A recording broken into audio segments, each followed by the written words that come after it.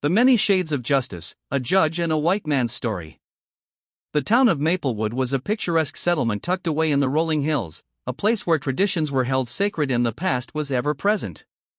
From the grand estates of the wealthy on the eastern side to the modest homes of factory workers on the western edge, the divide between the privileged and the working class was as old as the town itself. For years, the elite of Maplewood had lived in comfort, protected by a system that seemed to bend in their favor. The courts, the police, and even the media often turned a blind eye to the indiscretions of the powerful. And at the center of this fractured world was Henry Caldwell, a man whose name was synonymous with wealth, influence, and untouchable privilege. Henry was the owner of Caldwell Industries, a chain of factories that employed hundreds of Maplewood's residents. To the outside world, he was a philanthropist, a man who hosted charity galas, funded scholarships, and donated generously to the town's landmarks. But behind closed doors, Henry lived by a different set of rules, one that placed profit above all else. One day, the carefully curated facade of Henry's life began to crack. It started with whispers, discrepancies in pension funds, missing money, and workers finding themselves unable to access the savings they had spent decades accumulating. When the first whistleblower, a brave accountant named Linda Porter, came forward with evidence of fraud, the town erupted in shock. Henry was charged with embezzling over $20 million from his employees' pension fund. For many, it was unthinkable that someone of his stature could stoop so low. For others, it was a long overdue reckoning. The trial that followed was the talk of Maplewood, drawing crowds from every corner of town. Reporters flocked to cover the story, protesters gathered outside the courthouse, and tensions simmered between the wealthy and the working class. At the center of it all was Judge Bernard Thornton, a man known for his unwavering commitment to justice. In his mid-60s, Thornton was a seasoned judge who had spent decades in the courtroom. His graying hair and sharp eyes reflected a life spent navigating the complexities of the law. He was respected by many, feared by some, and admired by those who believed in fairness. Thornton had grown up in a modest household. His father was a grocer who had instilled in him the value of hard work and integrity. Bernard, his father would say, "A man is only as good as the promises he keeps." Those words had stayed with him, guiding him through his career. As the trial began, the courtroom was packed. On one side were Henry Caldwell's supporters, an array of wealthy businessmen, politicians, and socialites who believed in his innocence or perhaps feared what his downfall might mean for them. On the other side were the factory workers, families, and community members who had lost everything because of Henry's actions.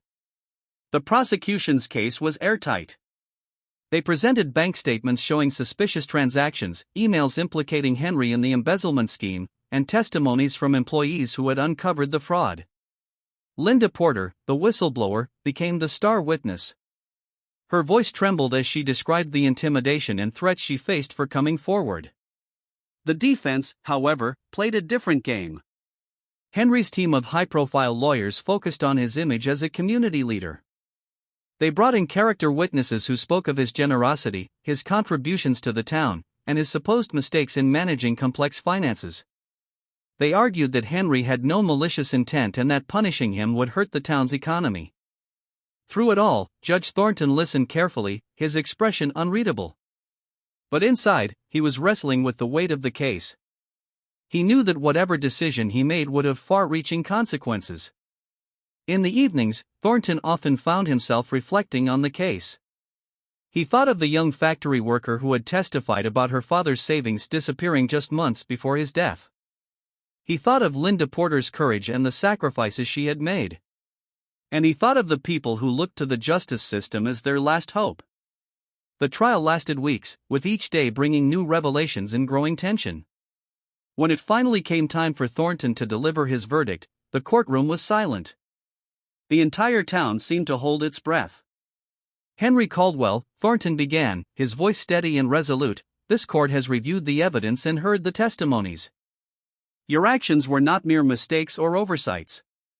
They were deliberate acts of greed and betrayal, carried out with complete disregard for the lives you were destroying." Henry's confident demeanor began to falter. "You were entrusted with the futures of your employees, and you violated that trust. Justice must be impartial, and it must serve as a reminder that no one is above the law, not even the most powerful among us." Therefore, this court sentences you to 15 years in prison and orders full restitution to your victims. Additionally, your businesses will be placed under independent oversight to ensure transparency. A collective gasp filled the courtroom. Henry's supporters looked stunned, while the factory workers began to cheer and weep. As Henry was escorted out in handcuffs, Thornton remained seated, his face calm but his heart heavy. He knew that justice was rarely simple or easy.